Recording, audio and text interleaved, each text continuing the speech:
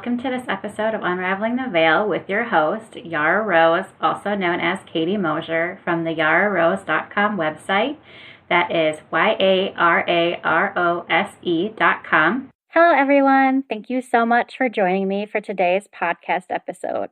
As always, I am so excited to have you here with me. I want to start by apologizing for the gap in releasing podcast episodes. I did something that I promised myself I would never do again. For those that have been listeners from the beginning, you may recall that my website and podcast were created from seeds born in the lessons that I had learned from a severe burnout that I had suffered at the end of 2017 and the beginning of 2018. I promised myself while on a temporary leave of absence that I would never allow myself to get to that burned out state of being again. I wouldn't say that I broke my promise because I am certainly not to that level of mental fatigue. However, I am suffering from a mild case of mental fatigue and exhaustion. It was hard for me not to release any new material in the last few months, for Spirit never stopped sharing lessons with me. Yet I knew that the best thing I could do for both you and myself was to rest, to take a necessary time out to rejuvenate and bring harmony back into my life. I am still healing every day, and I have a way to go to be fully recovered. But I didn't want to leave you all hanging for another month. Both my podcast and my website have always been a way for me to try and help others based on my experiences, whether it is to show you that you are not alone in life's trials and tribulations, or to inspire you to see something through a new frame of reference. I wanted to reach out to you today to share my recent misadventure, as my mind likes to refer to it as. I find it ironic that it was only a couple of episodes ago that I spoke to you all about the need for neutrality and unattachment.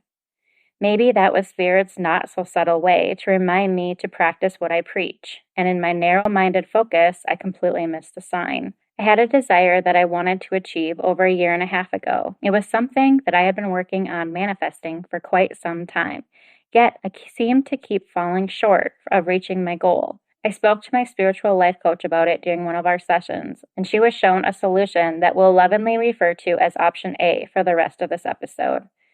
Option A was the gateway for massive movement and a catalyst for several dreams coming true. She was shown that the timeline for this opportunity to fall into place was 3 months out. I was ecstatic. I was overjoyed, thrilled. You name it, I had all the good feels about my bright future ahead. I left that session feeling so empowered and so ready for the future. Can you guess where this is going yet? Oh my gosh. Yep, I latched on to that solution like a drowning person latches on to a lifeline. I put my head down and I worked hard every day to do everything that I could to make that opportunity happen.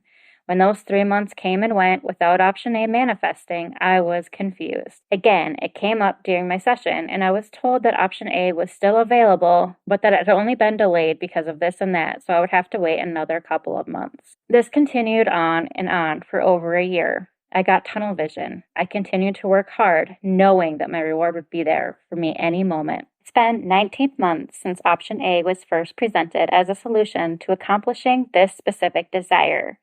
I have stopped asking about Option A entirely in my coaching sessions. In my desire and attachment to manifesting it, I have drowned that potential opportunity in so much resistance that I know Spirit will guide me on a different path with much less resistance. It's funny to me how intellectually I know better than to latch onto something, because in doing so, I am energetically pushing the very thing I want further and further away. Yet I still find myself doing exactly that. I was a bit mortified with myself when I realized what I had done, but that quickly washed away into self-love, forgiveness, and compassion. I'm human after all. Mistakes are part of the journey. As long as I learn from them, then they were a valuable part of the process. I'm still healing from this one, so I haven't gathered all the lessons yet, but I will share with you the insights I have gleaned so far.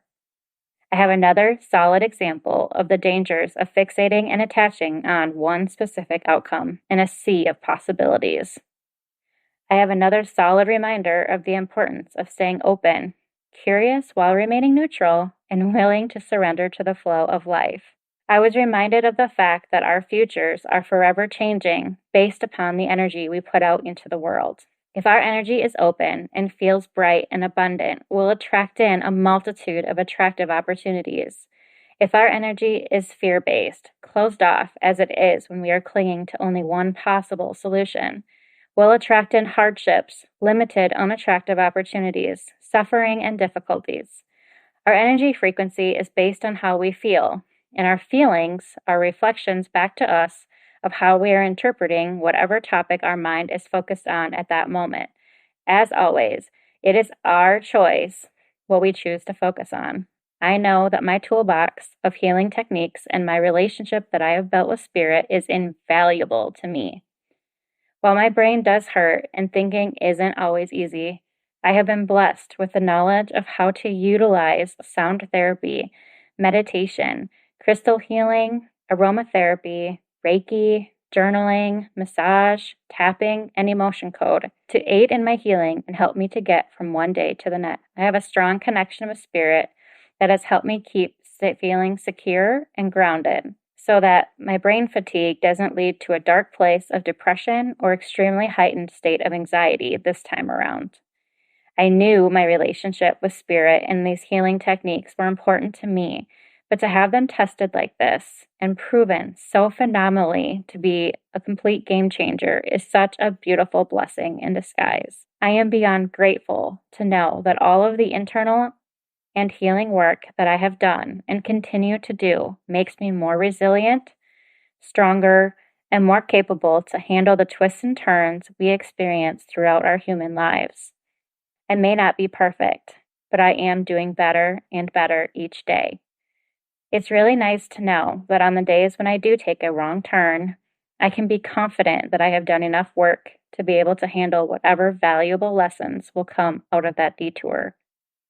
I hope that in sharing my example with you today, you'll be more likely to recognize when you have fixated on a particular solution or preferred outcome to a problem, and will be able to course correct quickly. I asked Spirit if they had any specific messages that they wanted me to deliver to you today, and I drew 2 cards for you. I'm going to read the messages right from the guidebooks for you to see which parts resonate with you and where you are in that moment in life. So the first card comes from Colette Baron Reed's The Spirit Animal Oracle. It's the giraffe spirit's message of seeing the bigger picture. The oracle message reads as follows. Giraffes stretch upward to reach the treetops and look down from a high vantage point. When giraffe spirit appears, it is a sign to observe from a higher view. In all aspects of your life, it's time to stretch your neck out and broaden your view. Open your eyes to what others need or are experiencing and see the big picture you fit into. No matter how great your wisdom, knowledge, or experience, you don't want to overlook details and connections that will help you better understand yourself and your circumstances. So stretch yourself. Look beyond what catches your attention at eye level and know that not everything is as obvious as you might like it to be. Spirit will bestow upon you a new perspective that might make all the difference. And the protection message is, are you sticking your neck out too far, reaching too high, instead of looking around you to see conditions on the ground? Your devotion to co-creating something new is admirable, but Giraffe Spirit is showing up to remind you that you have to look at the whole picture, not just those tasty leaves at the top of the tree. Perspective is necessary now, and that means checking in with what is going on around you and at your feet. Or perhaps you are ruminating over the worries of the world instead of paying attention to what you can do right now, where you are, to bring about the changes you would like to see.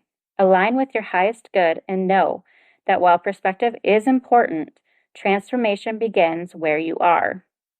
Do not get so far up in the clouds thinking about all the big problems that you lose perspective and forget to do your part, however small it may be, to start enacting change, for transformation begins with you.